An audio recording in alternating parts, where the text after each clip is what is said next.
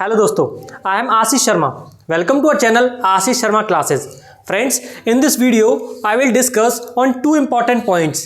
इस वीडियो के अंदर मैं दो इम्पॉर्टेंट पॉइंट्स के ऊपर डिस्कस करूंगा।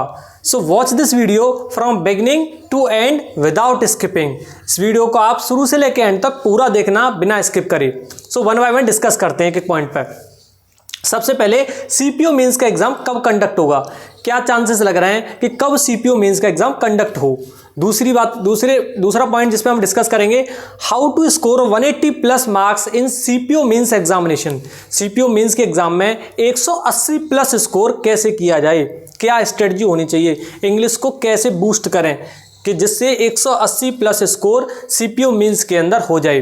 बात करूं मैं अपनी, तो 2023 में सीपीओ मेंस में मेरा स्कोर था 184 आउट ऑफ 200। मैंने अपनी प्रीवियस वीडियोस में बताया हुआ, अपने मार्क्स को भी शेयर किया हुआ है।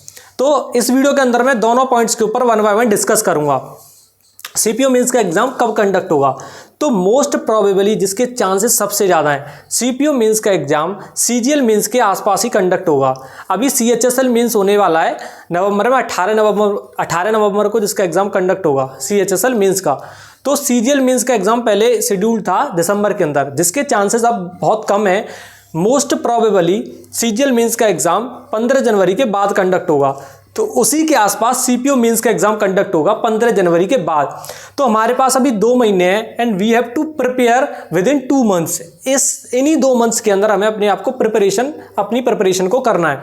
2 महीने बहुत होते हैं इंग्लिश सेक्शन के लिए, क्योंकि सिर्फ मेंस के अंदर इंग्लिश आनी है और इंग्लिश सेक्शन को ही बूस्ट करना है।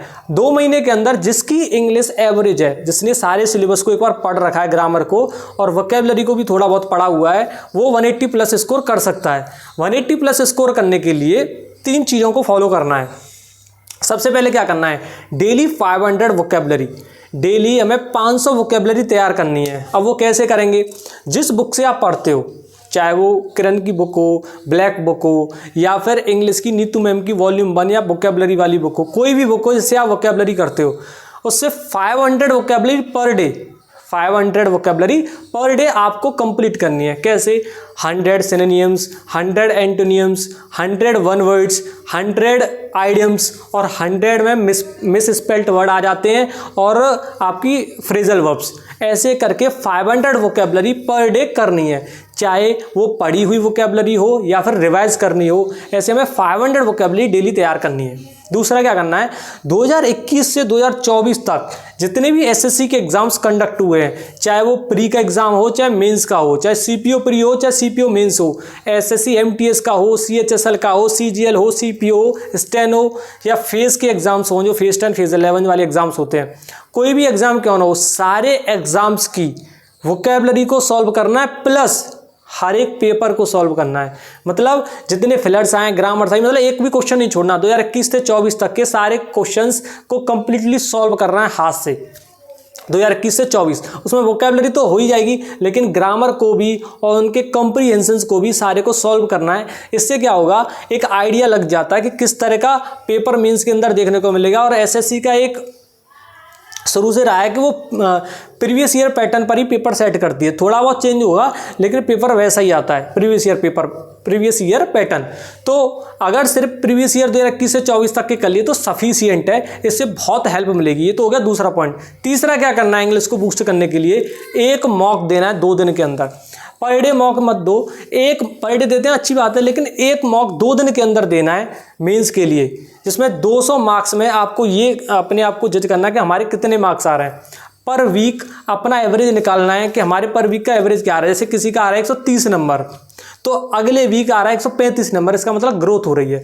तो इस स्ट्रेटजी को फॉलो करना है। क्या करना है कि जैसे मॉक दिया, मॉक के अंदर आपका स्कोर एक मान के लिए 140 नंबर आया किसी का स्कोर, 140 में से अब वो स्कोर को देख के खुश नहीं होना कि 140 नंबर आ गए, हम तो 130 सोच रहे थे। अब क्या करना है कि जो क्वेश्चंस गलत हुए हैं उन क्वेश्चंस को देखना है, अच्छे से देखना है। और एक बार ये देखना है कि किस टॉपिक के क्वेश्चंस गलत हुए हैं। क्या वोकैब से क्वेश्चन गलत हो रहे हैं, तो वोकैब में से क्या गलत हो रहा है, वन वर्ड गलत हो रहे हैं, सिनोनिम्स गलत हो रहा है, एडम्स गलत हो रहे हैं, क्या क्वेश्चन गलत हो रहे हैं, या फिर ग्रामर से गलत हो रहे हैं, तो किस टॉपिक से क्वेश्चन गलत हो रहे हैं, ये चीज़ भी देखनी है। तो इस तरह से देखना है। इससे क्या होगा, फिर जो कमियां हों, जिस टॉपिक में कमी है उस टॉपिक को पढ़ना है, या किसी बुक से या किसी टीचर से कंप्लीटली उस टॉपिक को पढ़ना है। इस तरीके से इंग्लिश सेक्शन पर बहुत अच्छी कमांड हो जाएगी। और नवंबर ये मतलब इस स्ट्रेटजी को फॉलो करना है। दिसंबर में क्या करना है, जब बहुत अच्छी कमांड हो जाएगी, ग्रामर सेक्शन को अच्छे से रीड कर लेंगे, मतलब एक अच्छी कमांड बन जाएगी ग्रामर पर, क्वेश्चंस बहुत कम गलत होने लग जाएंगे, वोकैब बहुत सफिशिएंट अमाउंट में हमें वोकैब याद हो जाएगी। तो क्या करना है, दिसंबर के अंदर फिर धुआंधार mock test plus previous year pattern, mock test plus previous year vocabulary, जितना हो उतना ही करना है। फिर मतलब हमें ऐसा लगने लग जाएगा अपने आप में, मतलब मोटिवेशन से आने लग जाएगा अब स्कोर 150 160 पहुंच रहा है। धीरे धीरे स्कोर बढ़ेगा और 180 प्लस स्कोर आने लग जाएगा। तीन पॉइंट्स हैं इस स्ट्रेटजी के जिससे 180 प्लस स्कोर होगा। सबसे पहले डेली 500 वोकैबुलरी, इससे वोकैबुलरी स्ट्रांग होगी। दूसरा 2021 से 2024 तक के जितने भी क्वेश्चंस हैं इंग्लिश के पूछे गए हैं किसी भी एग्जाम्स में, एसएससी के में, उन्हें प्रिपेयर करना है, वो भी बहुत अच्छे तरीके से। और तीसरा करना है कि 2 दिन के अंदर कोई एक मेंस का मॉक देना है, उसमें अपनी गलतियों पर, अपनी मिस्टेक्स पर वर्क करना है, जिस टॉपिक से मिस्टेक हो रही है। इस तरीके से इंग्लिश में 180 प्लस स्कोर आराम से किया जा सकता है, कोई टेंशन नहीं है। जिसकी इंग्लिश एवरेज है उसकी इंग्लिश भी बहुत अच्छी हो सकती है।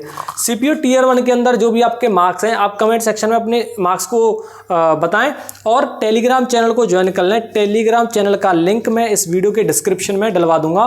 और प्लीज़ सपोर्ट करें, क्योंकि मुझे भी मोटिवेशन मिलता है आप लोगों तक अपने एक्सपीरियंस को शेयर करने का, या कोई भी चीज़ आप लोगों तक शेयर करने का जिससे आपकी मदद हो सके। I will help you what ever I can do. जितनी भी मदद या जो भी मदद मैं कर सकता हूँ मैं वो अपनी मदद करूँगा, जितना भी टाइम मेरे पे अवेलेबल है उस टाइम के अंदर। आप लोग अपना सपोर्ट दिखाएं, उस चैनल को सब्सक्राइब करें, प्लस एक कमेंट डेली छोड़ा करें कि किस टॉपिक के ऊपर मैं अगली वीडियो लेकर आऊँ। Thank you.